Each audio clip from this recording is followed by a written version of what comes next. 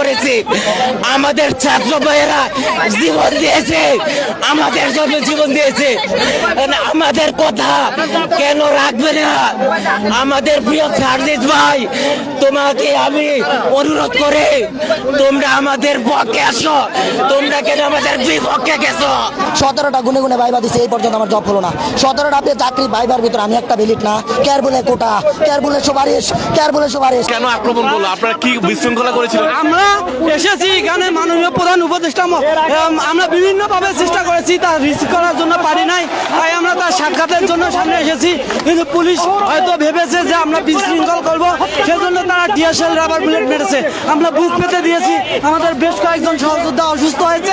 তারপরে আমরা বলছি আমাদের জীবনের বিনিময় হলো, রক্তের বিনিময় হলো 35-এর সমাধান চাই। তাহলে এই সরকারের সময় যদি জীবন দিয়ে দাবি আদায় করতে হয়, তাহলে সেই সরকার আর এই সরকারের পার্থক্য কোথায়? তাহলে আমরা কি বলতে বাধ্য হচ্ছি যে চেয়ার বদলালে কখনো নীতি বদলায় না? আপনারা ভালোভাবেই জানেন যে অন্তর্বর্তীকালীন সরকার আসার পর অনেকেই বিভিন্ন নৈতিক অনৈতিক যৌক্তিক অযৌক্তিক দাবি নিয়ে এই শাহবাগে উপস্থিত হয়েছিল, কিন্তু অনেক অনৈতিক দাবি অযৌক্তিক দাবি এখানে তারা সমর্থন দিছে। কিন্তু আমাদের এই 12 বছর ধরে এই যে একটা যৌক্তিক দাবি, তার কেন এটা মেনে নিতেছে না সেটা জবাব চাই। পুলিশ কেন এখানে